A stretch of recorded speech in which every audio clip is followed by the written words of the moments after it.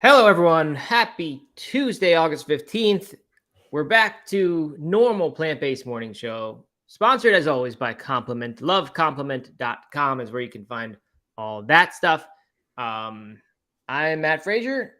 I'm bringing in Doug Hay in just a minute. He's back from vacation, bringing him into Instagram anyway. And then we will start the show. And this will be a normal show, normal week, with one little change to the schedule, but we're doing the normal summer 3 episodes this week. So it'll be really good. Okay. I've tried to add Doug in, but didn't seem to work. So let's try again. Okay. Adding Doug in. I see my mom is here. That's good. She avoided the sickness that I had that kept me down for 3 weeks. But I beat that as well eventually with the help of antibiotics. All right. Doug is just not being added to Instagram. It won't work. But he's here on YouTube. And at the same time, almost no one else is here on YouTube just yet. So we'll see. Oh, man. Instagram, if it's not one thing, it's another. There's always a tech issue of some kind. And today it appears to be Instagram not letting me add Doug in. So we may just need to do away with that. And everyone on Instagram should go over to YouTube, which is youtube.com/no-meat-athlete. Extremely slow start today. Back into the swing of things. All right. I guess we have to give up on Instagram, Doug. All right. All right. Let's give up on If you're on Instagram, you go to youtube.com/no-meat-athlete. That's where the show will be today because Instagram's not working. Hey, Matt. How's it going? I'm going here. Great. How are you doing, Doug? Lots of momentum this morning. Yeah, lots of momentum. It's we're kicking it off with a good start. We thought we didn't have any tech issues, or I thought we didn't have any tech issues going into this one. I ordered a new part that I was missing before, and it's updated. Should be even less likely to fail than my other one might have been. Oh. But yeah, of course, here we are with Instagram down. But that's okay. I'm doing great. I had my run this morning with the guys, and it was thunder and lightning out the entire time. Yet everybody still showed up, which was amazing. I thought for sure no one would end up showing up. I was waiting for the text messages being like, hey, let's play it safe. Let's stay home. Right. But no, everybody showed up, and it was really fun. It's really, I don't know, it's like a little bit electrifying when you got the electricity flashing all around. That would be. I could see a headline now that says something like local politician leads ill-fated run through through power or electric storm. Yeah. I mean, it seems like that would be irresponsible of you to run in that, Doug. You know, I thought it might be. That's why I was waiting for other people to bail, but we were all kind of waiting for each other to bail. and I could see the headline, man dies doing what he loves, which I always hate when that happens because, like, no one really loves dying, right? Like no one. You're right. As soon as you start dying, you don't love it anymore. You don't love it anymore, right? Right. Yeah. As soon as I get struck by electricity or by lightning, then. Right. So in that instant of death, the one that really counts, you weren't doing what you loved. Yeah. You were dying. Yeah. But man, I'm good. All right, good. And you had a nice vacation. You're feeling better, it seems, right? Yeah, I'm feeling a lot better. I still have a little bit of a cough, but thankfully that antibiotic worked. Day like 6 of the 7-day course, I was thinking this is not going to work fully, and I'm going to be going back into the doctors now with the super strain of bacteria that is made more resistant by an antibiotic course that wasn't long enough. And I thought that might just be the end. I didn't really know. The end of you. Yeah, I thought it might lead to one health thing to another, then break a hip or whatever. Probably so. Malaria, all of it. Yeah, right. Break a hip. Yeah. Right. But anyway, it's all good now. Thank goodness.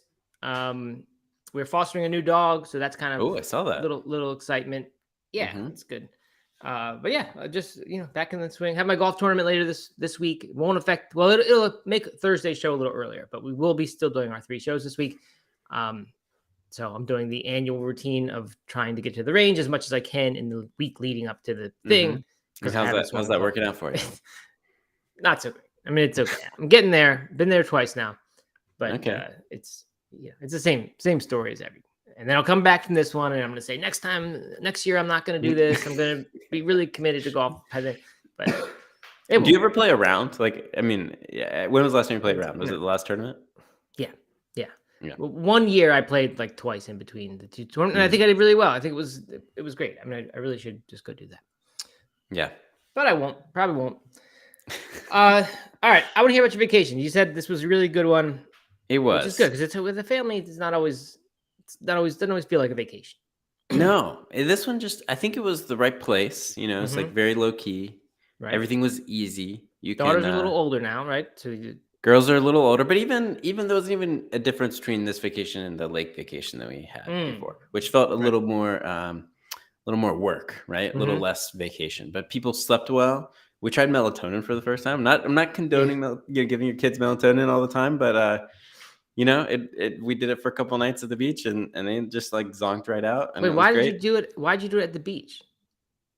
Like, what made you do it all of a sudden? Just because you're on vacation? Oh, well, they slept so poorly at the lake, and that like really kind of ruined a lot of the fun, I think, because they were just so tired. So we were like, maybe if we help them stay less tired, then that'll be a good thing.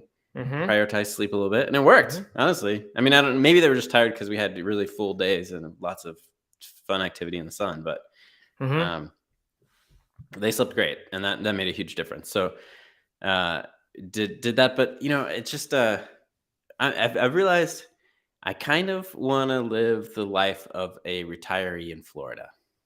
Yeah, driving around a golf cart all the time, hanging out at the pool, getting an early mid-afternoon cocktail, right? Maybe playing a little pickleball. I don't know. I didn't play any pickleball, but I would do that. I would have done that. Yeah, had I had the opportunity. How long do you think you could do that though before you're like just dying to go do something? I'm sure. I mean, a week probably. But just like never getting in a car. We didn't get in a car all week. I just did golf carts and walked, and it was great. That is nice. Yeah. Yeah. Well, you can. I said, Anne Marie says, no, not Florida. See, I wouldn't want to live in Florida. I want to live the life of a retiree in Florida. That makes sense. I thought Anne Marie lived in Florida. She does. She doesn't like it. She doesn't like it. Okay. No. All right. But it was really nice. It was good quality time and just good nature. Saw a bunch of alligators. Saw a whole bunch of extra large birds.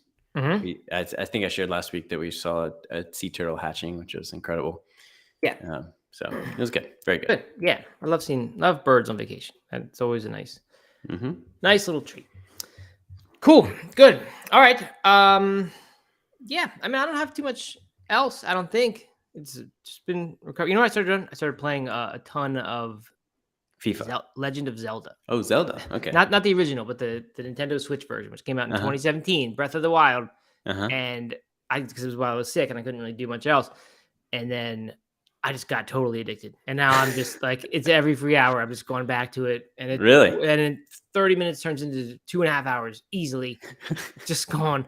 Apparently the game can take like 190 hours if you really try to do everything.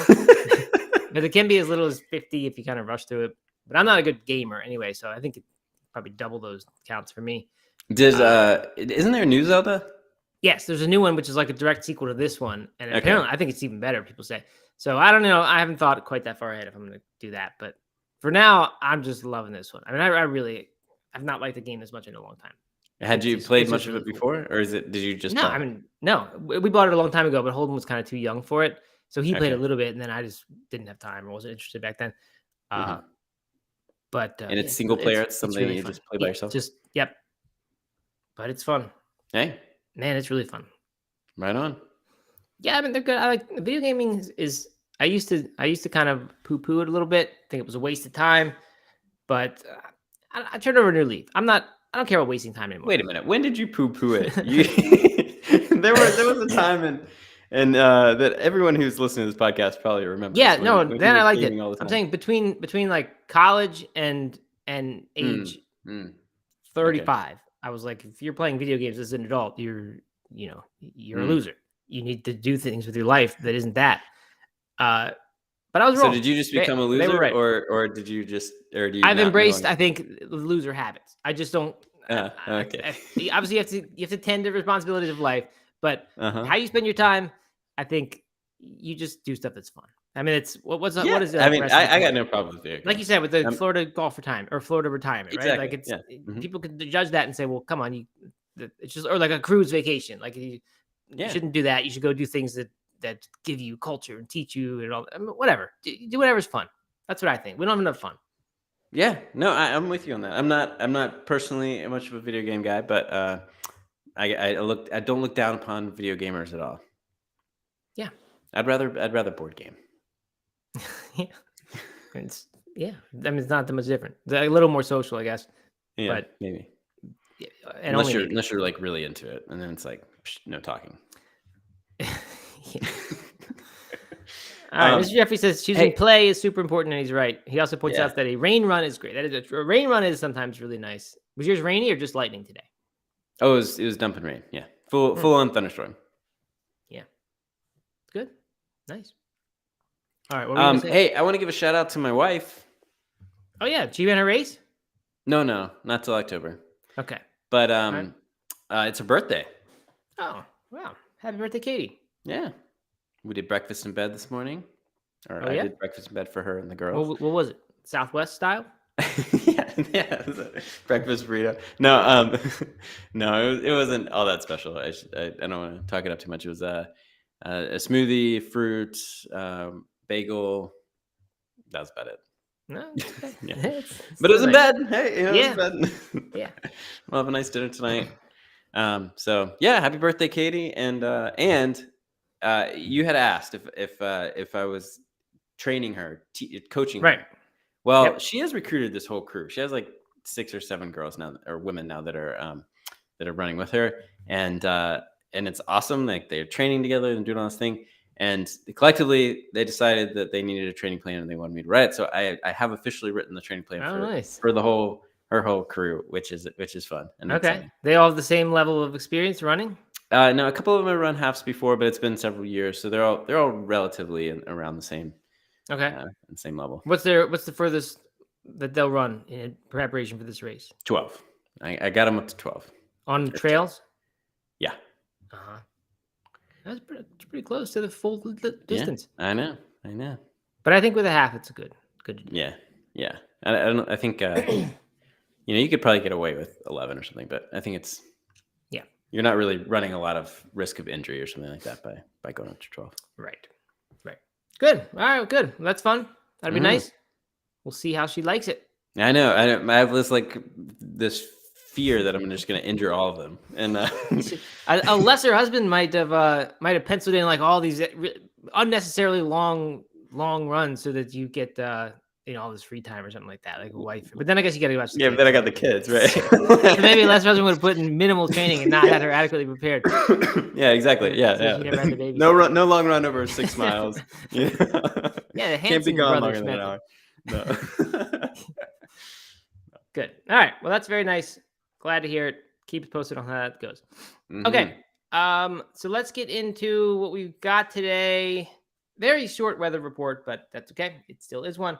And I got music, which makes me happy. So here we go. Weather report dance. Let's do it. We've talked a bit about Mr. Charlie's, one of these rogue fast food restaurants that isn't Burger King and it's not McDonald's. It's just Mr. Charlie's, and it's like a mock of McDonald's. They kind of look like their stuff. Anyway, they've opened their 3rd restaurant at 1827 Oceanfront Walk, Venice, in case you wanted the exact address for your Google Maps.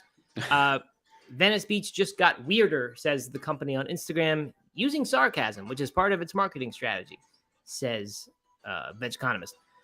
So, yeah, I mean, this is cool. They had it in LA and San Francisco. I went to Venice Beach when I was on the Rich Roll podcast. I went to Venice Beach and stayed there. I went and stayed in Venice Beach and I had a good time. I walked around, saw some of Tony Robbins' old haunts because he always talks about stories about Venice Beach. Yeah. Nice. So I did some of that. Last time I was in LA, we spent a day at Venice and and it was really fun. It's a kind of funky little place. Some of it's really run down, like the old Muscle Beach area. It's kind of sad almost. But a cool place. A lot of vegan food and everything. So Mr. Charlie's, I think, will fit right in there. And I wish I could go back there and give that a sampling. So one day I'll get myself get back on RRP. I guess I need to do something of note that we get back on there. Okay, so that's that one. And then this small thing. National University of Singapore researchers have developed vegan calamari rings using microalgae, mung bean proteins, and 3D printing technology. They say they're tasty, high in protein, and have the potential for commercialization. Potential. Right. As if that wasn't the whole reason they did this research. Yeah. Get a payday. I've had calamari rings a long time ago, like I think 2019 in Barcelona, and they were made with that sweet potato root starch stuff. I always forget the name. Cognac. It sounds like something else. It sounds like cognac, the drink. Cognac. Yeah, I think it's KONJAC or something like that. Which is like an appetite suppressant too. People use it in weight loss pills even. But it was the texture was perfect. So this will be interesting that this doesn't use that at all. This uses 3D printing. But it occurred to me, like we talk about 3D printing all the time. I don't think either of us has yet tasted a 3D printed vegan meat. Is that correct? Is the microalgae steaks that you had? No, that was a mushroom mycelium. So that was just the roots. I don't know how they put them together, but that's not 3D printed. I guess not. How interesting. Yeah, it's like we hear about it all the time. It's not even exciting anymore when there's 3D printed stuff, but like it's just not, people don't see it that much. I don't know. It's not out in stores, restaurants. Yeah, I wonder if there is one that's out there. Yeah, I'd love to hear if someone else has tried any of these 3D printed things. Not that that's going to taste totally different, but might have a different texture to it. But yeah, it seems that they can now just make pretty much anything using a combination of microalgae, precision fermentation, some kind of protein, and 3D printing. And then they just can produce whatever they want. It's just, there's no mystery anymore. You just, anything you want just gets made that way. Lingua, stomach, you can do it all. Yeah, that's right. You can. People told us not to talk about tripe ever again on the show. That's right.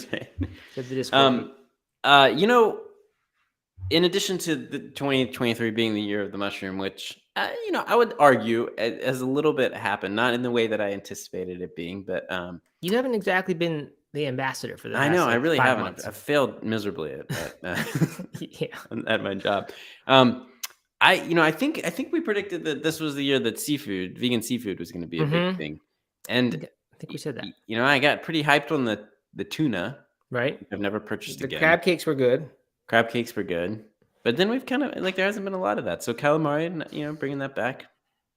Yeah, I mean, this vegan sushi was supposed to be at Whole Foods, and then someone who listens to the show had it, but I never saw it there ever. I would have tried. It was like that was when I was kind of still interested in these fake meats. I'm really not now at all. But if I saw that one, I'd probably still be curious enough to try. I give it 2 more weeks playing Zelda, and you're gonna be sitting on the couch eating vegan wings all the time, and having crusty wing sauce all over your Switch controller. Yeah, I mean, when I was sick, it went that direction. I was getting Pepsi and Pepsi. That's right. Little licorice things. Yeah. I gotta get back to fitness. By the way, I lost all that weight. That was such a surprise to me. I meant to say this on the show, so I'm glad I am. I was doing this weightlifting stuff 2 months ago or a month ago, whatever. And I remember thinking, no, just before I went on my Europe trip. And I thought, okay, I'm going to keep this stuff up during Europe. And I did an okay job of that. It wasn't great, but I did manage to going to the gym a couple of times. And I thought, this is good. I'll keep it up. There's literally nothing in the world that could prevent me from being in fantastic shape by, say, December, because I'm on this track. I got a next one. And then I get sick for 3 weeks and I lost 10 pounds and thankfully didn't lose that much strength, but completely out of the routine. Even to do one of those workouts right now would just kill me. And it was just a lesson. It was like, you cannot plan what's going to happen. No matter what you think is going to happen, or you think everything's lined up perfectly, something happens. And that is just life. It just always happens that way. Yeah, it does. It always happens. Something always happens. It's true. It does. Yeah. And you just got to get back on the horse and not, I feel like life is just, especially fitness and health, is just always a battle of like getting back on the horse. Like the person who can keep getting back on the horse. Right. Who has the least amount of time off due to just quitting or failing or whatever. Yeah. Yeah. If you can have like a month off instead of a year off, that's how you become because you're going to get sick, or you're going to travel, or you're going to, I don't know, get busy, overwhelmed.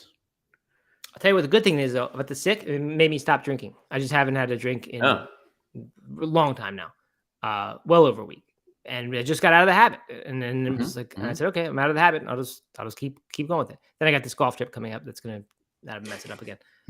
Yeah, but that's what we're talking about, right? You're gonna go on a golf trip and you're gonna drink again, and and then we'll see how fast I can get back on that horse after doing it on the trip. Anyway, I'm going to a wedding this weekend without the family, and I have a feeling there will be some alcohol consumed. Yeah.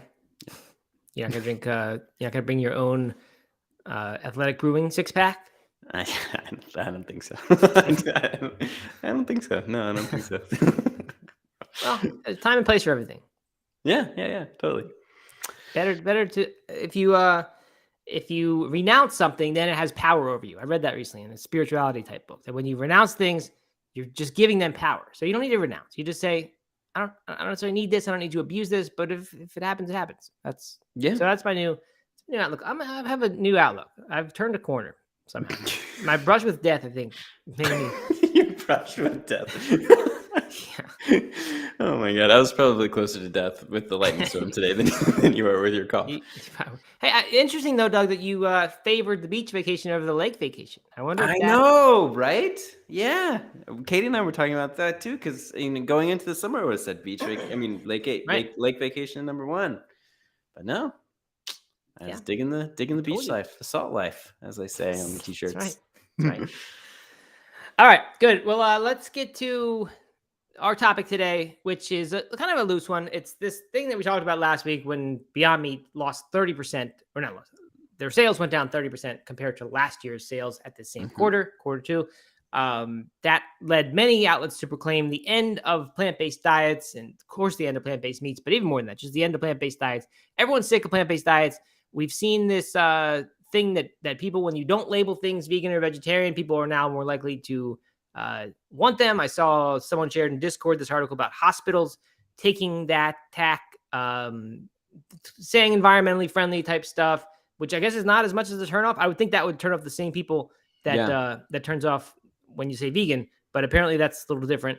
And if you just don't say it at all, in other words, focusing on what's in there, not what's not in there, people end up wanting to choose the non-plant-based options or the plant-based options. So people are just sick of vegan, vegetarian, plant-based. They're sick of those words. They're sick of those people, us basically. And so, what if we just called it the morning show, not the plant-based morning show? Would that be how we take it to the next level? Maybe. Then we're competing with Today Show and but Good Morning America. It might be out of our class. Homegrown, much more attractive morning show. Right. All right. Well, maybe we'll do that. But the point is here that people are proclaiming the end of vegan, end of plant-based, all this stuff. Obviously, it's an over reaction, but there's some interesting articles about it, and we just thought we'd talk about it some. So one of them is called "Fake Meat is Dying," but that shouldn't mean the end of veganism. That one makes some interesting points. And when I say that one, we've got a handful of articles we've just been looking at. I don't want to go through point by point on any of these. But we kind of, there's a bunch of reasons that are given for this demise of plant-based diets. The big one to me is the ultra-processed nature of the food, which I do think is an interesting, has potentially interesting silver lining. That I saw some other article that was in defense of the plant-based meats actually was saying there was some Super Bowl commercial where they cited some chemical name, methyl something, I don't know what it was. And they were like, that's a chemical laxative that's used in plant-based meats or used in, meat substitutes or something. And the point was just to kind of, just throw shade at the plant-based meat companies for using such chemicals. But then this person in this article said, wait a minute, that chemical that's supposedly a laxative used in plant-based meats is actually a food additive that has been approved by the FDA or whatever for 35 years. And it's in mayonnaise and it's in bread and it's in this and this and this and all these other things that you buy, you who says you don't like plant-based meat because it's ultra processed. And so I thought that actually could be a silver lining. If this plant meats thing gets everyone, first of all, to know the term ultra processed food and to start caring about it and start actually looking at ingredient lists when someone tells them that the stuff they're eating is also ultra processed. Maybe it's like the gateway, UPF signal for people and gets people to start thinking that way. And then maybe a return to food across the board that is less processed. So I don't know if that's a very real thing or not. But the other point besides the processing that one of these articles made, they said that this whole vegan lifestyle has just sort of become inaccessible to so many people. Yeah. And it's become this kind of luxury thing. And you can put the plant meats in there because they're part of the problem in that they're expensive and they're basically full of junk ingredients. And so it's saying, even if you go to Whole Foods and you try to go, buy what looks like the good plant-based food, we're not talking about the beans and the seeds or even the fruits and vegetables. But you buy all the good stuff and it's just exorbitant prices. And they said, this isn't really what a vegan diet is meant to be. Like, it can be chickpeas, cannellini beans, carrots, these super cheap things. Yeah. And that's what it should be. And maybe people want to see the veggies in their veggie burger. That's something we've talked about a good bit, that maybe that's where the appeal is and where the future of these movements is. I was talking to a friend of mine the other day over the weekend who is vegan, and he was talking to me about his new smoothie routine in the morning. And I was like, what do you put in? And he was like, throw in all these nuts and seeds and different powders and banana and then frozen fruit and some vegetables, and like started listing out all the stuff. And we had both kind of looked at each other, and he was like, man, now that I say all that out loud, I bet that's a $10 smoothie, right? Like if you start adding all that stuff up, like, I mean, and I think that's like the perfect example of what is trendy, how it's trendy to do all the like expensive stuff. So even if you moved away from the faux meat, right, but you just started looking at your average vegan influencer on Instagram and the recipes that they do, they're going to have a lot of like high quality ingredients, a lot of maybe some faux sauces or something like that. That just, it gets kind of expensive. So if you were to actually cook the stuff that they're cooking, that looks really good, then it's not going to be cheap. It's not trendy. It's not sexy to do like the humble vegan food, right? And you want it to look fancy. You want to use these super ingredients, and I get that. Like that is attractive for sure to both look at and to dream about.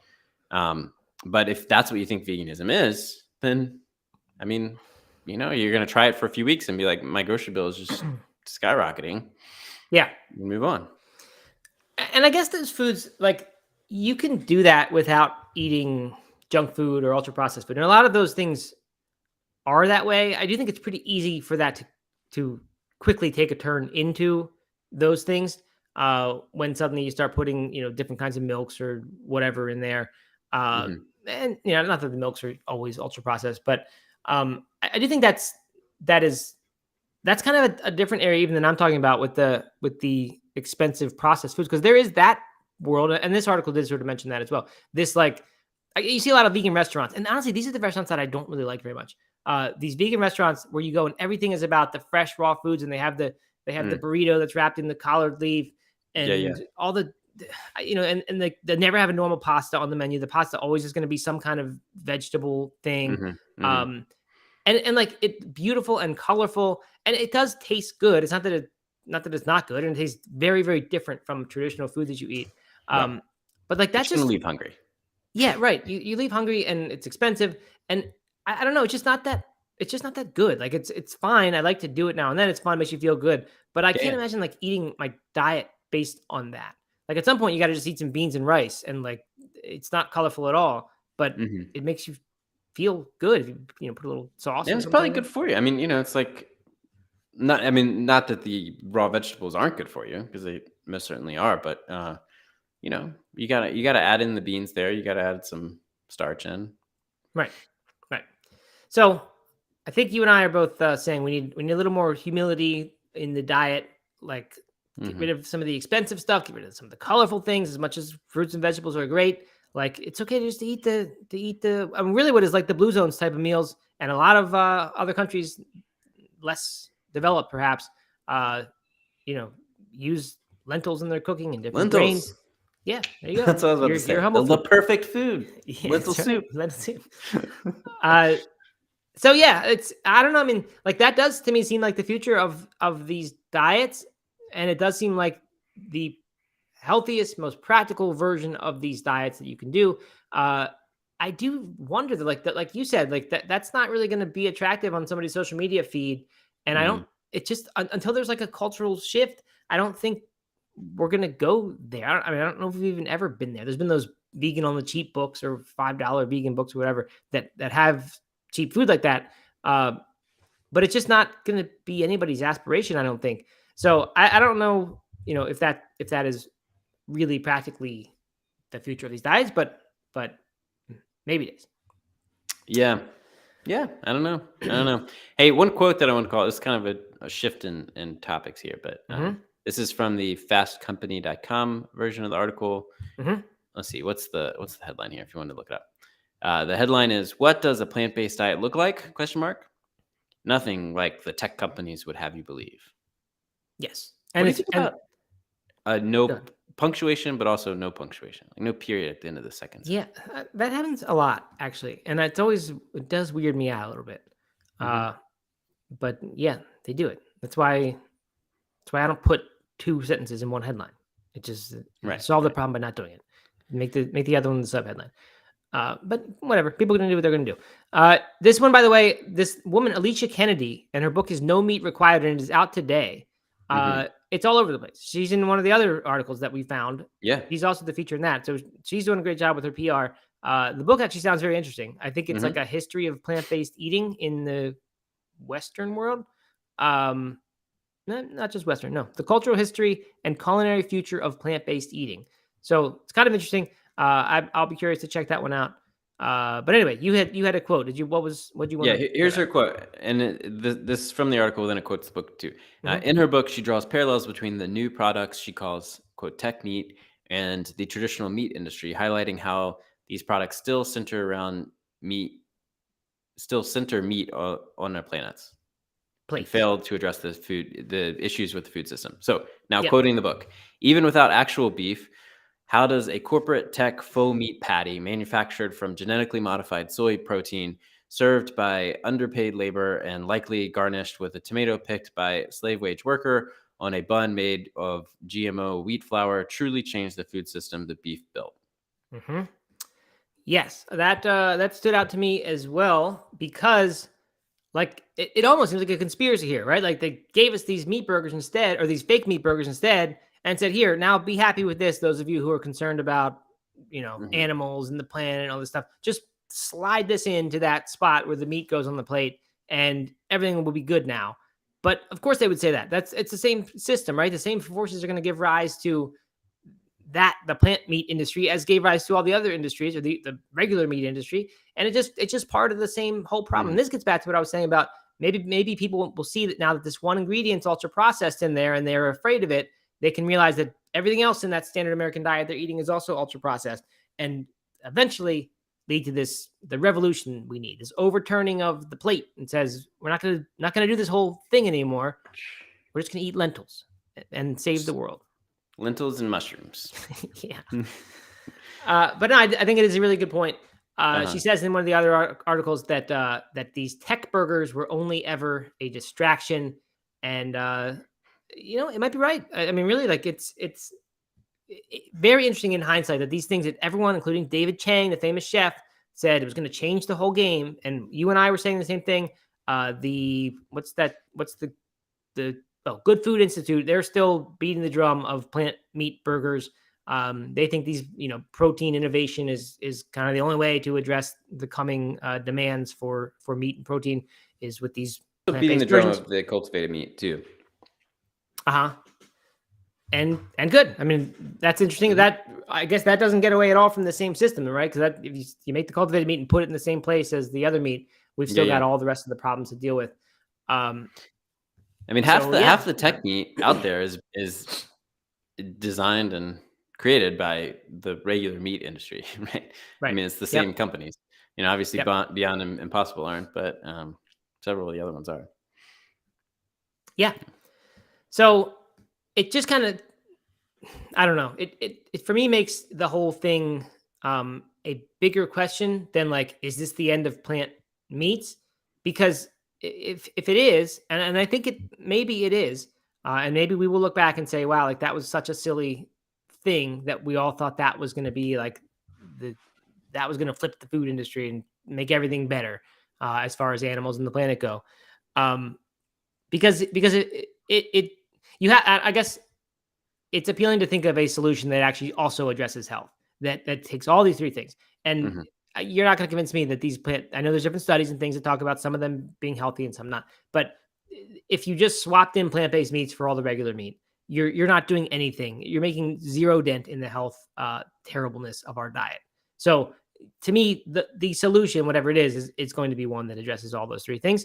And the only one that can be is a complete rejection of the modern food system. And we, decide we're going to eat things. And I'm not saying you have to be vegan to do this, but eating things that are just completely unprocessed or completely not ultra processed, made, with simple technologies and things like that, like we've been doing for 100,000 years. Yeah, I would mostly agree with that. I think that the only caveat I would say is that, I still think that there's going to be room.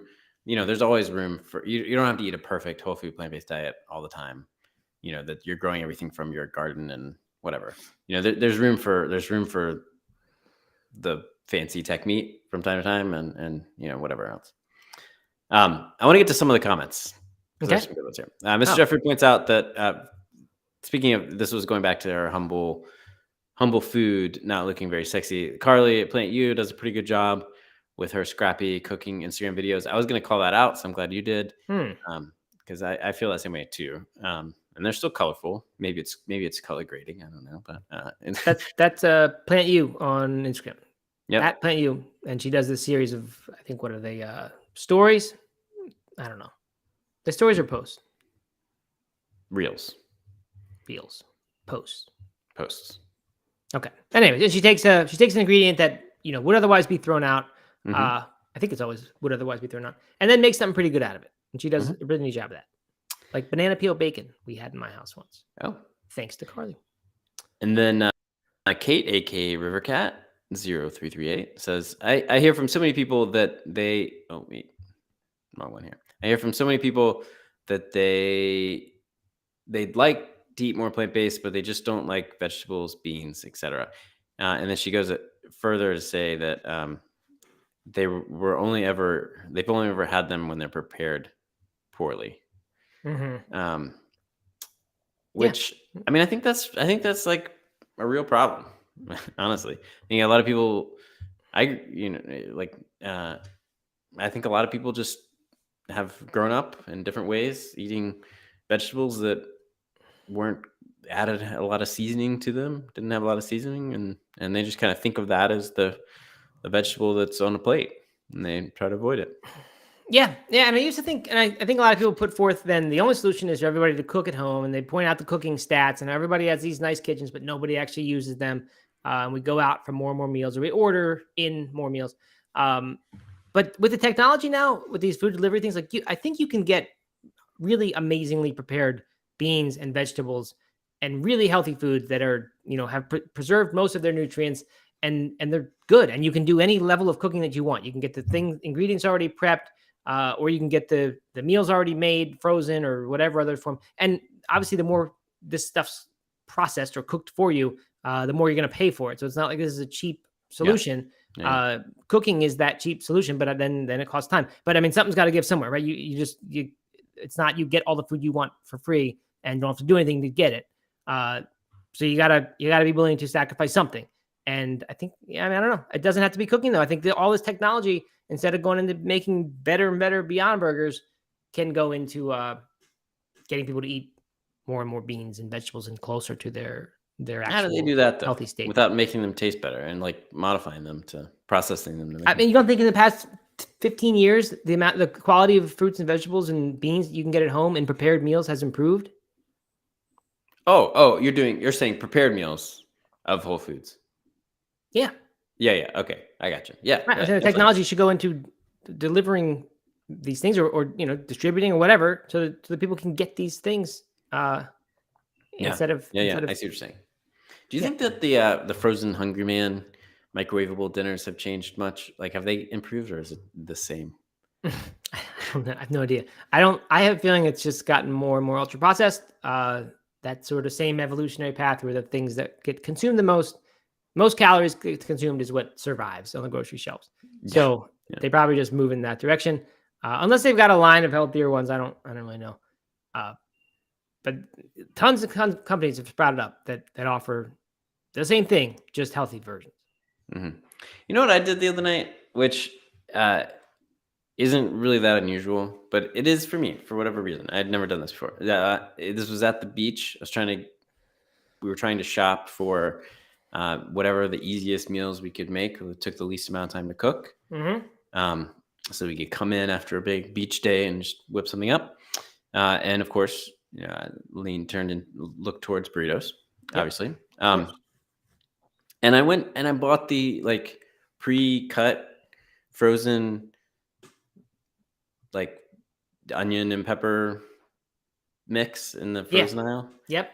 And with a can of black beans and those and a pre-packaged seasoned pack for tacos, like it was so easy. And the rice, I got microwavable rice that's in like a pouch. Right. It took literally 10 minutes to make. It was so easy. It was delicious. Of course, you're gonna pay more for all of that stuff being pre-cut, but I couldn't believe. I was like, why have I never done this before? Right. I don't either. I'd never use frozen things, and it seems like there'd be so many opportunities to use frozen vegetables over regular, and they're not as good. But I would think with beans with onions and peppers, but you're just sauteing up with a bunch of seasoning. They're kind of in the background anyway. I'd like to know how much more. I'd like to figure out how much more you pay for that than for the real thing. But it's not like regular peppers are cheap either to buy them fresh and chop them up. So definitely not. I bet it's not that much more expensive. Yeah, I mean, that's what I'm talking about. Like, not everyone needs to spend hours in their kitchen or, order frozen meals that are fully made. You can do that stuff, like you said. We should all do more of that stuff. It seems like a good and it's probably less waste because you can just refreeze. Like if you're not going to use all those peppers and onions, you just refreeze them versus putting them back in the fridge and letting them go bad. You refreeze the things you've already unfrozen and then. No. Like, if you took out a big bag of frozen stuff, you just use like half of it and put the rest back in the fridge. Yeah, you're right. Probably is less waste. I'm going to start doing that. I'm going to start frozen food cooking. I think it's a good idea. I'm really going to. No, seriously. I mean, I was like, it just seems so obvious. I don't know why. I've never done it before. Yeah.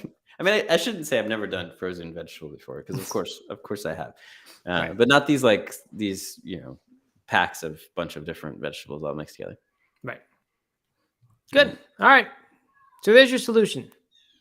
I mean, as jokey as it sounds, if everyone just did that, cook their own meals from home and start from actual ingredients, I don't know, we'd make a big difference.